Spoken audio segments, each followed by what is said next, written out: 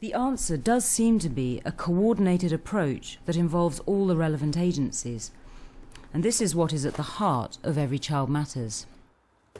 When you get multi-agency working going well, then there's a huge benefit to the child because you're talking about professionals working together instead of in isolation, providing a coordinated service instead of fragmented services. And ultimately, the outcomes for the child, particularly if they're a child in need, are much, much better.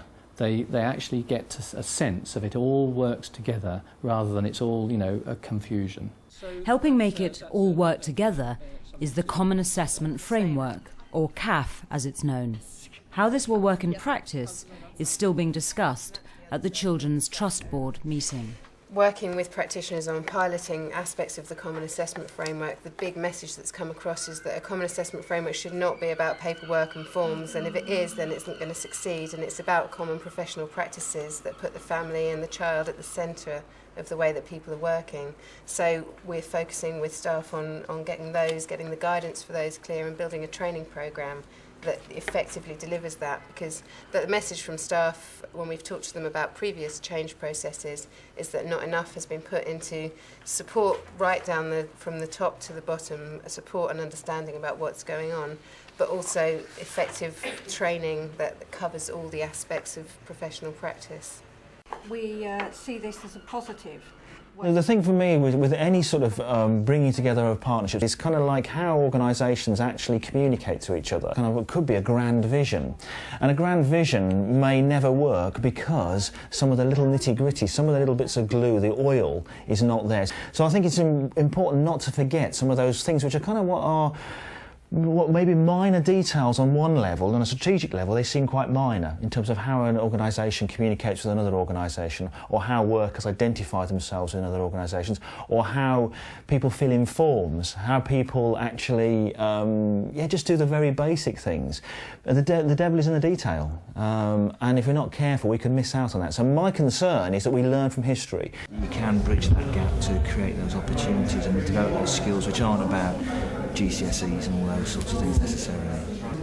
Yeah, again, it's like say you didn't have a very good schooling, but your main interest is music and you want to be more advanced, like going to college and that. Yeah. Some colleges might not want to take you on that because you have got no other qualifications. Yeah, Some of them you have to have certain qualifications to get into. Be like really good at the music biz, but not the school biz, and then you're not allowed to go to college just because you ain't got no people going to college and stuff. Because I couldn't read all right. By the time I got to senior school, because I still couldn't do it, it just got even worse. And I had to just about all the time. And that's the only way to get through a lesson then, was just to be naughty and get chucked out and just run around the school and that, setting off fire alarms, swearing at teachers, just being disruptive. There was a couple of all right teachers, but what I hated in school was being told what to do. So say like I didn't want to do something in school, that's it, I didn't want to do it, and the teacher would try and get me to do it and I would just be like, no. Yeah, it is part of the process. Nigel Lewis is head of the youth offending team. He knows only too well the problems of dealing with disaffected young people. Some people say, it's not about how services are constructed. And I think it is, actually. You've got to have a very clear configuration of things.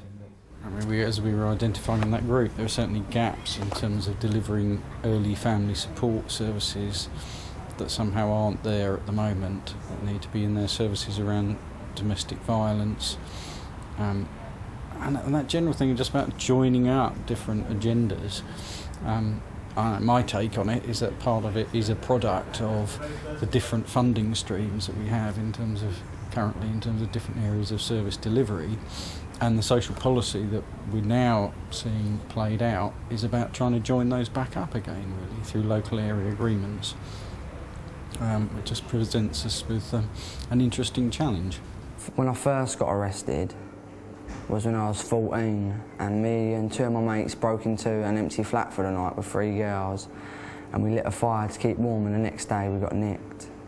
And I started kicking off, and I had 5 old Bill chuck me to the ground and handcuff me. When I first started drinking a lot and buying it myself, was after must have been when I was 14.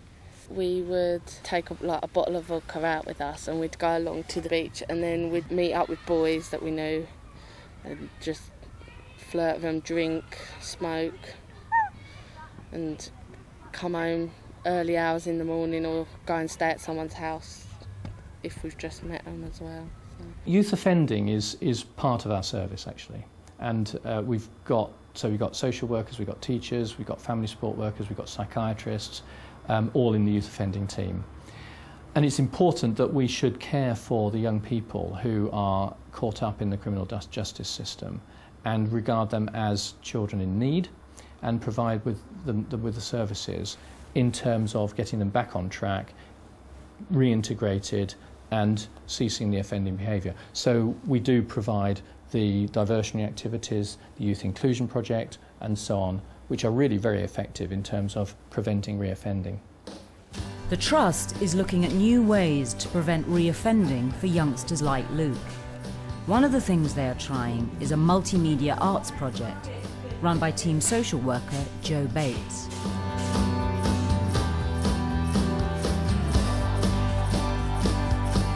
My role is a number of things. First of all, it's to build relationships with young people in the community that have come through the court system. I have to work with young people to try and reduce their offending behaviour or stop their offending, primarily by building good relationships and enabling young people to look at themselves, think about what they're doing, try and look at the wider picture of their life really, think about where they're going, what life means to them, who they are, how they've got to where they are. Today we're doing a multimedia installation project.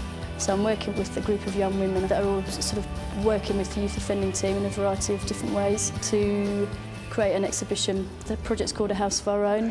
I can have like birds and butterflies and stuff, and then that's like have stars. Yes! You know what I mean? Totally, brilliant. Yeah, that's lovely. Your writing is so nice.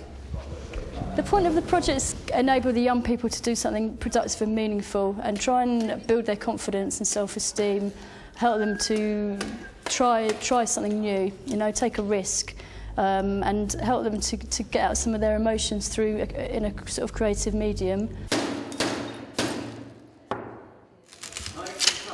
For a yacht, you do work in a multi-agency environment, so I've been doing it a long time really, because yachts were sort of the pre-runners of multi-agency work. I think it's great personally. I think it's good to have other people's perspectives on things. It's useful to be able to, to consult with someone on something you might not know about. How much have you got to get in there? 2 verses? Yeah. It's good because people are going to come right up to have a look at it. That is amazing, isn't it? It's lovely. Yeah, it's wicked, isn't it? I think young people that come through the youth justice system are often criminalised first, but they're seen as offenders before they're seen as young people. So you've got to try and get beneath the surface of the behaviour, look at the reasons, try and understand what's going on before you can really put in practical strategies.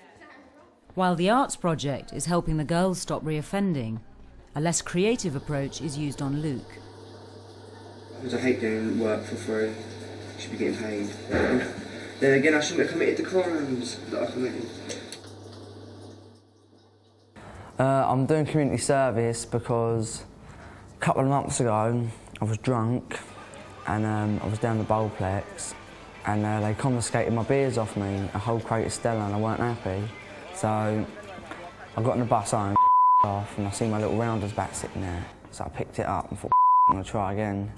Went back down there, bouncer, you see it up my sleeve, so they pinned me up and pulled it out and got me nicked. So I got done in court for offensive weapons ×2 and violence. Well, I think there's a variety of sort of entry routes into assistance, if you like, dependent on where young people go for help, and maybe that's what needs to be clearer in terms of, and probably having a kind of less stigmatising route into accessing services, because it tends to be either through, through GPs and a health route, through maybe through some of the voluntary sector kind of drop-in facilities that I think are excellent. I suppose which reflects the kind of complexity of the construct of services that we've got at the moment. For Luke, the services offered by the statutory youth sector don't provide him with the specific help he needs.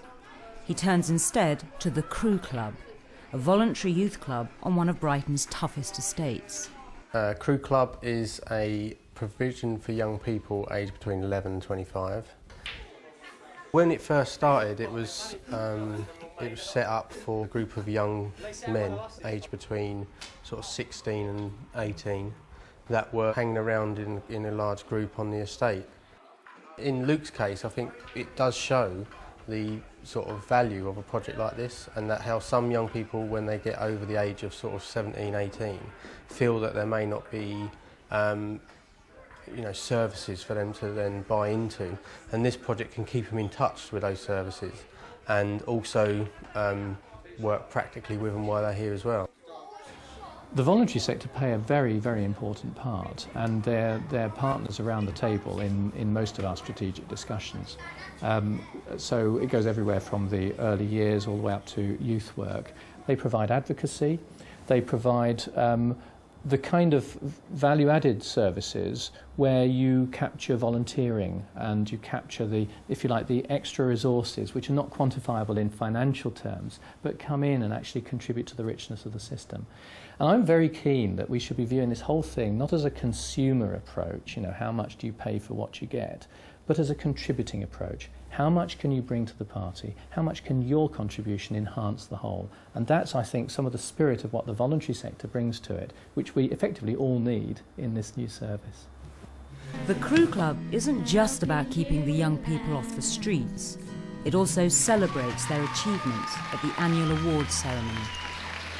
This event this year and last year is about young people, and the less adult intervention, in my opinion, the better. We do need adults to talk because that's what makes it work, young people and adults working together. But this event is all about young people. The Brighton and Hove Youth Awards are an award that's based at 3 levels. You've got bronze, silver and gold.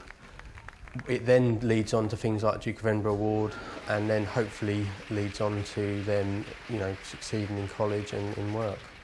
I think it increases their self-esteem tenfold because some young people don't experience that feeling of achieving something. The forum is a good way of addresses the needs of youth people.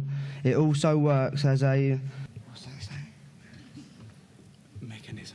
mechanism for drawing in funding. The Youth Awards are just one of the ways in which Brighton's teenagers are rediscovering their self-confidence and ambition. For Luke, the future looks more positive. I see myself growing out of things to do with violence or theft because I wanted to start looking to the future now and like writing lyrics and stuff, and maybe I really want to become an MC, so that's what I'm going to be doing from now on, writing lyrics. I'm trying to get a flat at the moment. Once I've got my flat, I'm hoping to go back and study becoming a midwife and not have to be on income support for the rest of my life. Certainly want her to be smart and learn. I think education is a good thing, not a bad thing, like she's being punished because she's got to sit at school.